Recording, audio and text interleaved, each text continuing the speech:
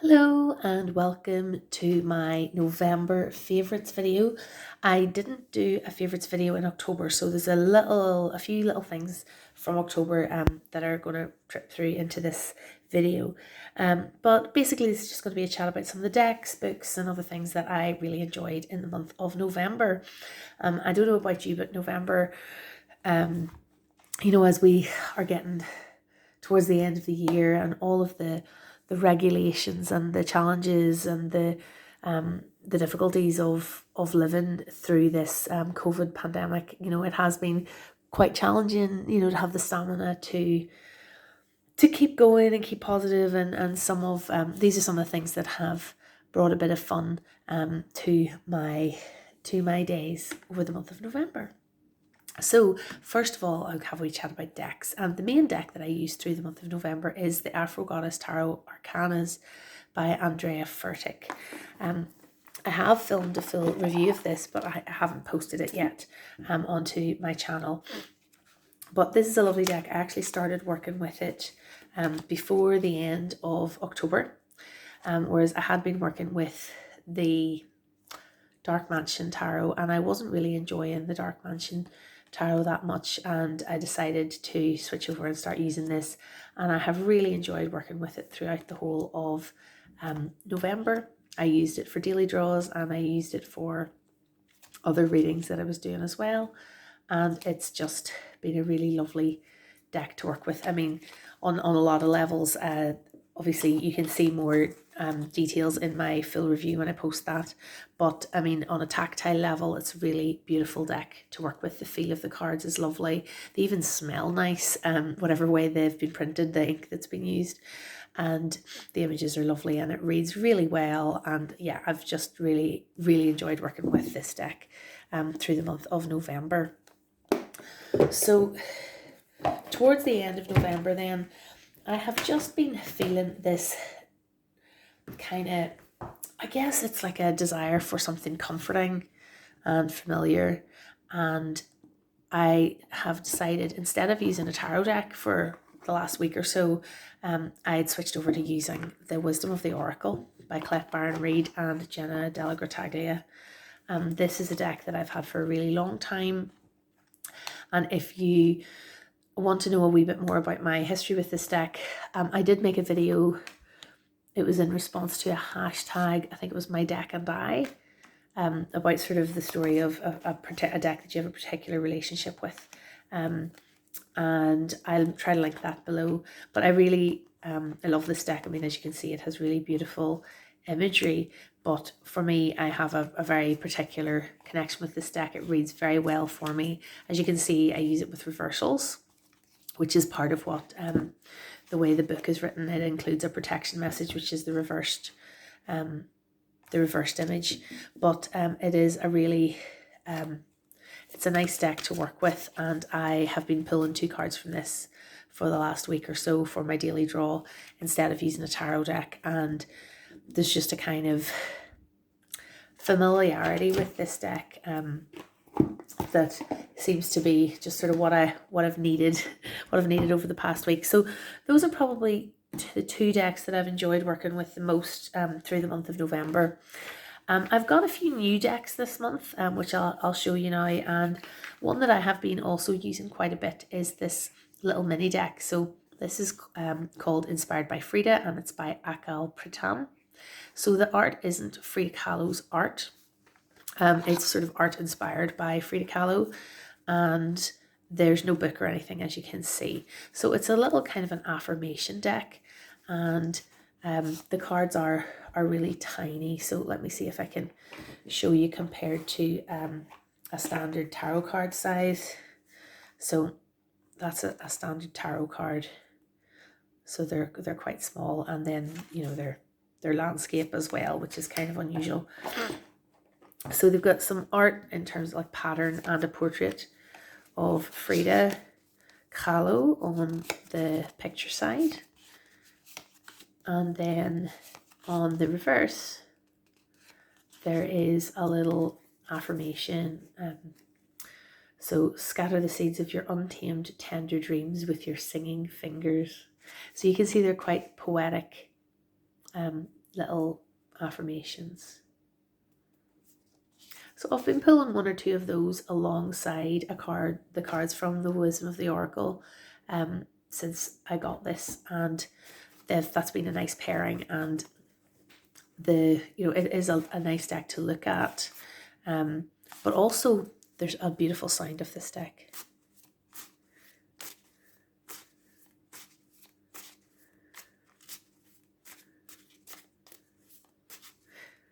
There's like a kind of they're very matte and sort of papery. There's no lamination on them, and it just gives them this lovely sound. They're just beautiful to shuffle, and really, again, kind of comforting, pleasant sound when you shuffle them. So, and they're nice and small in your hands. So that is a little mini deck that I just picked up on a whim and have really been enjoying alongside the Wisdom of the Oracle. Another deck that I've got this month, and I have not even really posted about it on Instagram yet. I've taken photos and I have worked with it a bit, but I just sort of haven't got around to sharing anything about it yet. And that is the Ancestral Oracle of the Celts by Caitlin Matthews. And now I believe this is a second reprinting of this deck. It's by Watkins Books, and I think this came out maybe a decade or two ago in a different coloured box, a green box. So some of you might be familiar with that or have had it in the past. Slightly annoying insert in the box that all the cards keep falling out of. But no, I'll do a proper review of this at some point on my channel as well. But the deck comes with two different types of card. So there are these cards: the Lord of Life, the Lord of Love, the Lady of Love, the Lady of Life. They're kind of they kind of reflect really big themes. And then the cards are divided up into kind of groups of types of people within. So this is the Oracle of the Ancestors within the Celts. So there's these different groups.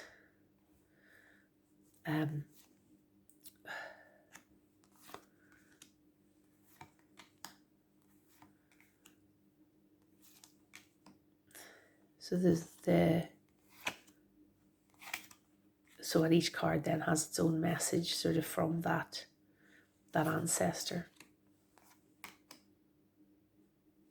So the art's really nice. It is a kind of a complex system, which I think is why I haven't shared very much about it yet, because I'm still in the process of getting my head around it. As with, an oracle deck, a lot of oracle decks, they have their own sort of unique setup, and you kind of have to get to know the different groups within it. So these are the clans: the clan of truth, the clan of honor, the clan of sovereignty, and the clan of wisdom.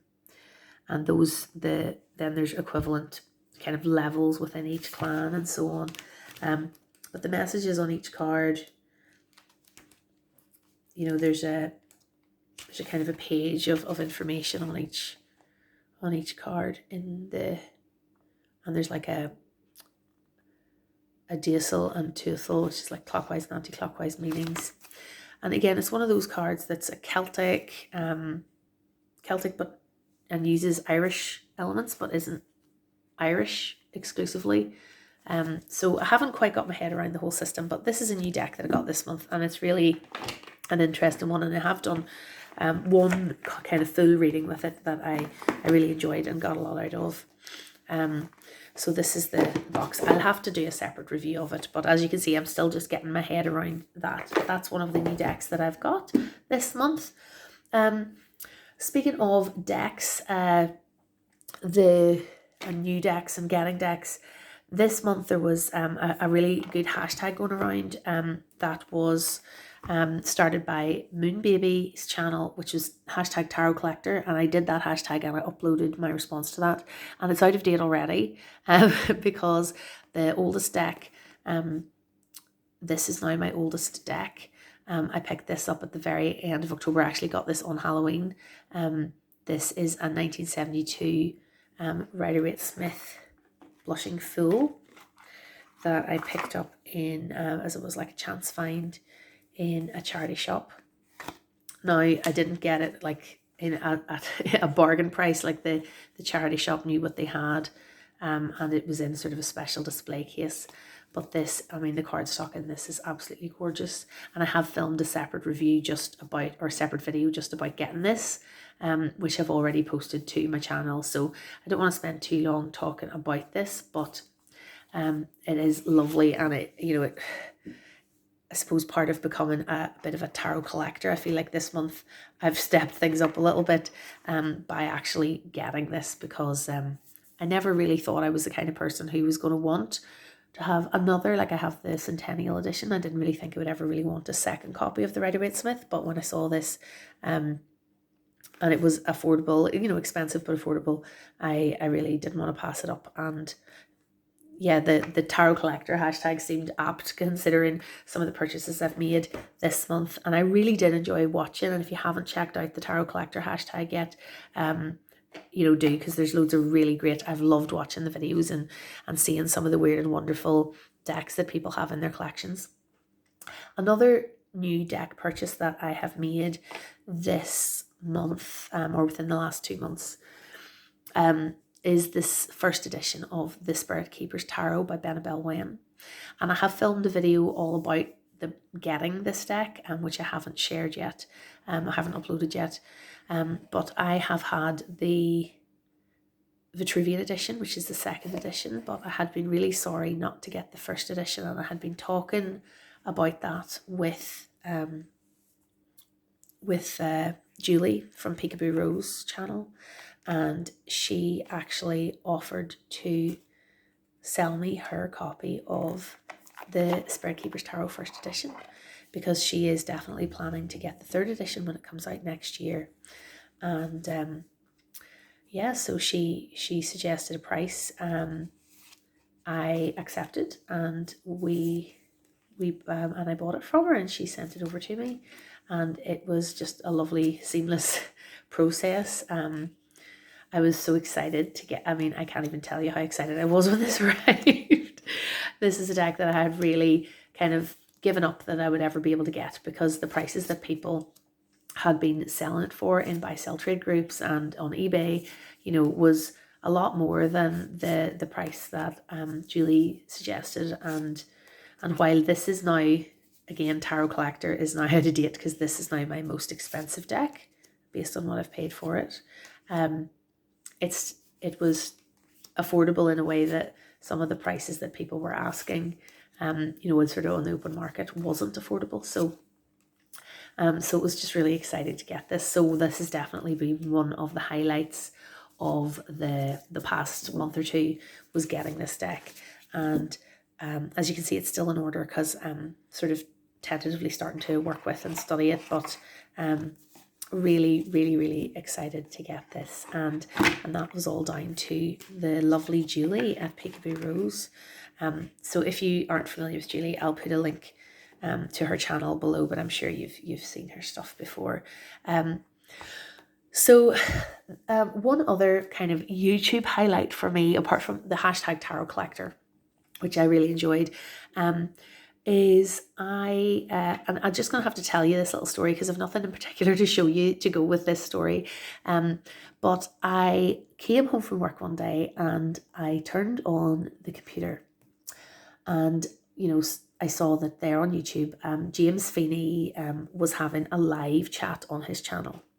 And I really enjoy James's channel, and, you know, would watch most of his videos that he posts. So I was like, oh, great. And I clicked into the live, and very often when I'm watching live chats, I don't even always comment, you know, in the live chat.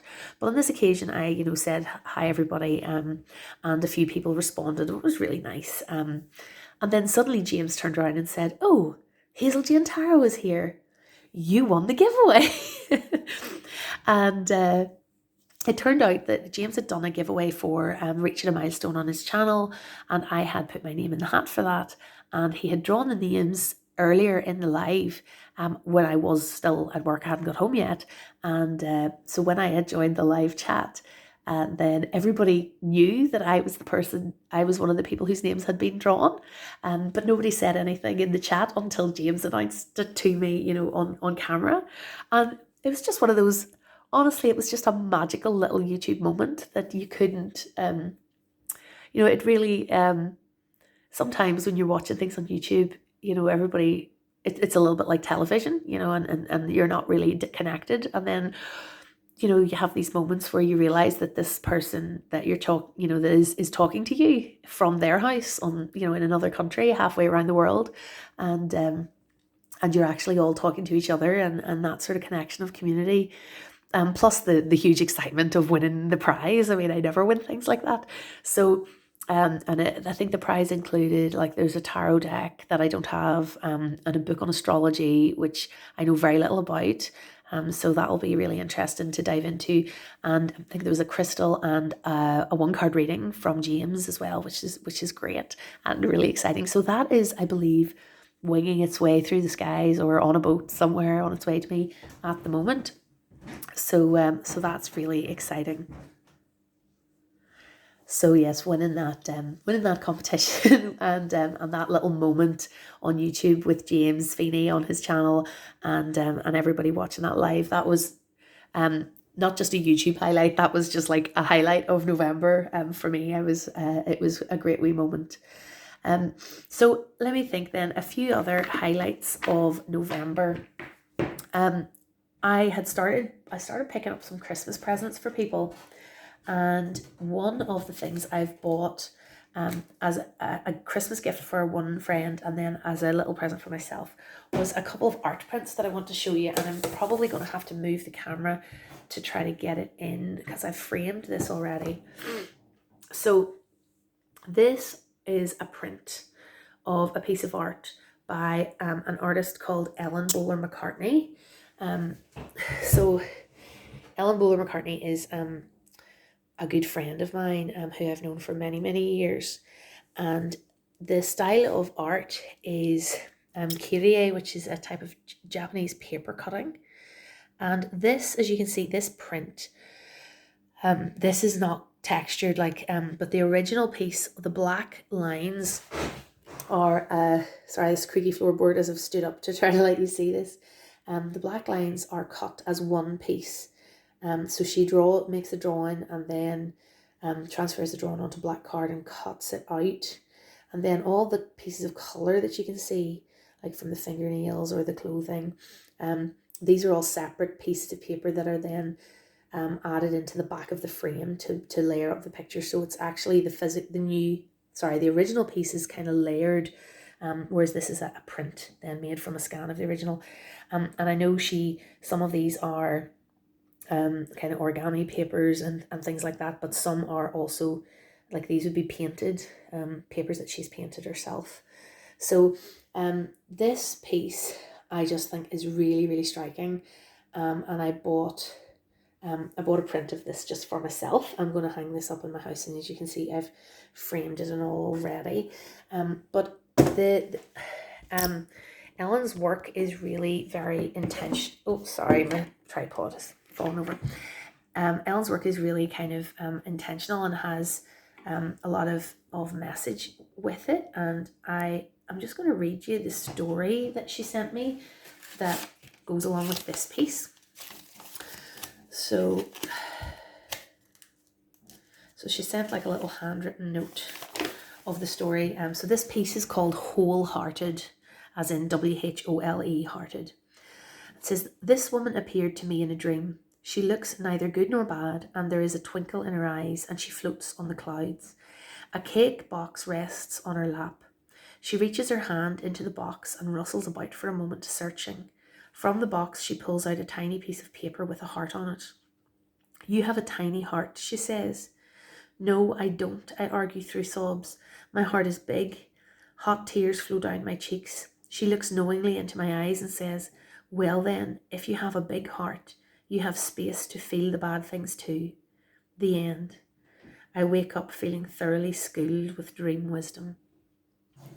And so she wrote a little bit more sort of her reflections on the image, but that is the the inspiration behind and the story behind that image, which is just really, really powerful. And I am going to hang this in my bedroom, and I love looking at it.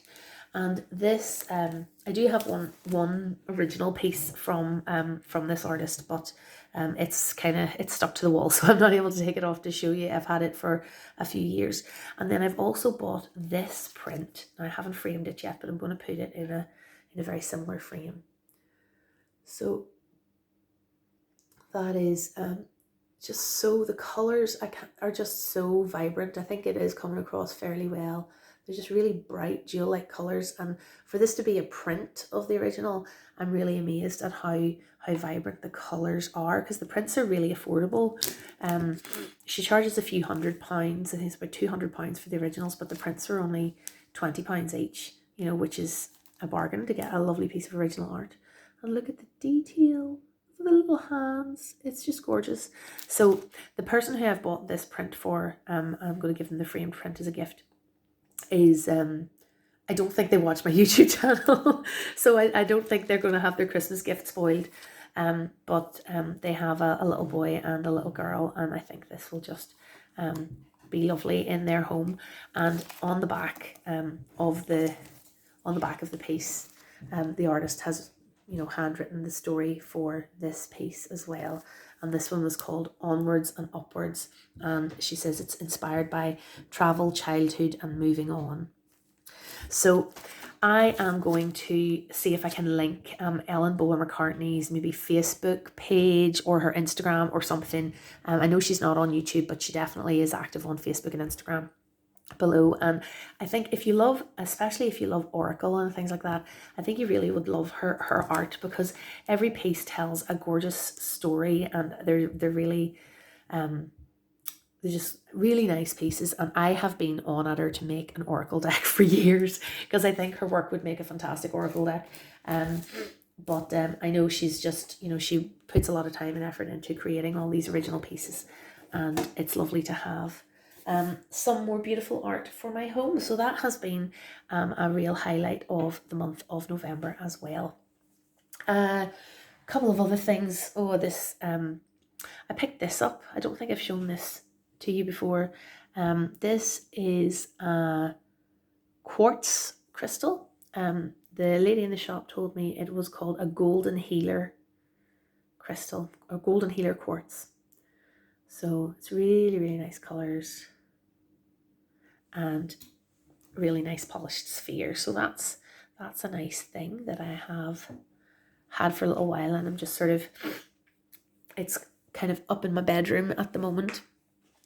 Reading wise, I have really been struggling to finish books over the last couple of months. You know, I have a few books, like non-fiction books, that I've been sitting halfway through for a while. One book that I kind of read in a bit of a rush, and, you know, kind of got through it really quickly and enjoyed that feeling of just wanting to keep reading, is this Untamed by Glennon Doyle. So you have come across Glennon Doyle before. She's written a few other books which I have read, but I enjoyed this, I think, more than some of her other books. It's really about, it's kind of autobiographical. It's like that crossover area between autobiography and self-help, where she's telling her own story, but using that to sort of help and advise you as a reader. And it's very much exploring the period in her life where her marriage to a man, where she had been married for a number of years and had children, where she ended her marriage and started into a romantic relationship with a woman, and sort of about that transition in her life, and about, you know, sort of being yourself, and it sort of goes on to explore that sort of idea of, you know, being who you are and realizing who you really are, and so on, in a way that's quite inspiring and definitely very enjoyable to read about. There are sections where she's relating things that happen, you know, conversations she had maybe with her kids, where she's given her kids advice and so on, or maybe where someone has reached out to her, like a fan has reached out to her with a problem, and she's responding to them with some kind of advice. And there are some chapters which feel a wee bit preachy, not in a, I don't mean that in a negative way, but just the tone of it sometimes can be a little bit I can't think of any other word to say it. I didn't enjoy all of the book, but I did really enjoy it overall. So if you've read this book, and you have any thoughts on it, I'd really love to hear what you think in the comments below. The other book that I finished is this one, The Gathering by Anne Enright. So this is fiction, and as you can see, it won the Booker Prize in 2007. So it's very literary, this novel. Anne Enright's an Irish novelist, and I mean, you can kind of tell by the cover, like, this is not going to be a cheerful read. So, you know, and I studied literature at university, so I do quite enjoy books that have that sort of, you know, the writer who's great at crafting a sentence, you know, where you come to the end of a paragraph and you think, oh, I want to read that paragraph again, like that was beautifully written. This book is like that, for sure. And there's definitely times where I wanted to, you know, go and read a page aloud to somebody, you know, just to hear the language, because it is just so lovely. The subject matter is quite difficult, and certainly it wouldn't be for everybody. I don't think the subject matter, it's not an enjoyable book to read in that sense for anyone. I mean, it deals with this, the novel begins with the main character is a woman, is sort of early 40s, early 50s maybe, whose brother dies by suicide. And the story kind of the gathering is the coming together of her extended family. She's a lot of brothers and sisters, big Irish family, of them sort of coming together for his wake and funeral. But it's also sort of time-wise, it sort of jumps around to like their childhood, or her going to England where her brother had died to bring the body back. And she's sort of excavates a lot of memories of their childhood, which include abuse. So there's a lot of really difficult subject matter in this book, and about grief and about coming to terms with trauma, you know, so it's not a fun read by any means, but it is beautifully written. So I'm glad I read it. I don't know if I'd be reading it again. But yeah, that was the book I spent most of the last while reading, because I guess I didn't, because the story was so challenging, it's not one you were rushing to pick up again.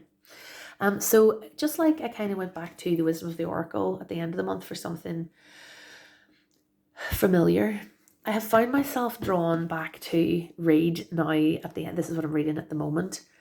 This was my favourite book when I was a kid, like when I was a teenager. The Changeover by Margaret Mahay. Margaret Mahay is a writer from New Zealand. And this is a story about a teenage girl whose brother gets his hand stamped by an incubus, kind of this old man who's really like a demonic character, and he starts to suck the life force through this stamp out of her little brother. And to rescue and to save her little brother, she has to change over and become a witch. And it's kind of like a whole metaphor for the teenage girl kind of coming into her womanhood. There's this romance subplot in there too, but I'm only about 3 or 4 chapters in, and it's actually, you know, as an adult reading it again, it's really nicely written. And you can see this is a really old copy I picked up in a charity shop a few years ago. But yeah, I'm really enjoying the sort of comforting element of reading back over a book that I loved when I was younger. Okay, so this video has got a little bit long. There's just a couple of other things I wanted to show you. One other thing I have enjoyed using this month is this little the HP Sprocket printer. One thing I don't like about this printer is it seems to need to be plugged in order to work, which is a bit annoying. The battery doesn't last any length of time at all. But I've actually started using it not just for journaling. This is one of my tarot journals where I journal my tarot readings, and I just wanted to show you how, like, I've been able to use, so those were my card pulls. You can see these 2 cards from Wisdom of the Oracle and the Frida, inspired by Frida Oracle. So I've just printed out a little photograph of it using my little printer and stuck it in my journal. And I've also started a few times, I've done a little bit more, like you can see there, I've covered up the contents because it was kind of personal reading, but I used some, you know, papers to decorate my journal a little bit, inspired, I suppose, a little bit by Boho Tarot, who does the most stunning journaling. But, you know, and sticking in the photograph of the spread, you can see that was with the Afro Goddess Tarot Arcanas and the Mystical Healing Reading cards, I think. But I actually have found when I was doing a tarot reading, like a bigger spread, or like a week ahead or something like that, to actually print the photo and spend a bit of time, you know, doing a bit of crafty journaling with papers and colours was actually really enjoyable, and it made the experience of doing the reading a bit deeper. And the other thing that I've been doing, which is a little bit crafty, is making Christmas cards. And as you can see, this is really cheap. There's a shop called The Works here that does a lot of like cheap books and also sort of craft supplies. And I picked up a bunch of stuff, like so Christmas papers and these blank Christmas cards. And I started making my own Christmas cards for this year. So just a few different ideas. I have a little stamper. So I've been putting the cards together. And I just really enjoyed it. Like some of those, I've cut those out of like a Christmas paper card pack that I bought. You know, so just designing different layouts, and I got like a pad of die cuts, Christmas die cuts that I was using alongside the Christmas papers, and I got some stickers, you know, just little stickers, and that was in the pack with the die cuts as well. And it's just been really fun because, you know, we're getting close to Christmas. Here in Northern Ireland, all non-essential shops have closed again, all hospitality is closed, all bars and restaurants are closed, cafes are closed. We're not allowed to visit each other in our homes at the moment. You know, obviously, so our rate hasn't been great in terms of the coronavirus transmission. And, you know, there's been a lot of talk about the regulations for Christmas and what we're going to be allowed to do and what we're not going to be allowed to do. And a lot of people, I think, have been sinking into the Christmas spirit a little bit early this year to try to lift their spirits a bit in you know, these harder times. So there are Christmas lights up on people's houses already. People have been putting up their Christmas trees since mid-November. I'm hoping to put my Christmas tree up today, but spend a little bit of time working on making these Christmas cards and thinking about the loved ones that I'm going to maybe not see this Christmas, but going to be able to send these to, has been a really nice thing to do. So that's been another highlight of November for me. So if you've got all the way to the end of this video, thank you so much for watching and listening to my rambles about the things I have enjoyed. If I have inspired you to read a book or check out something, I would love to.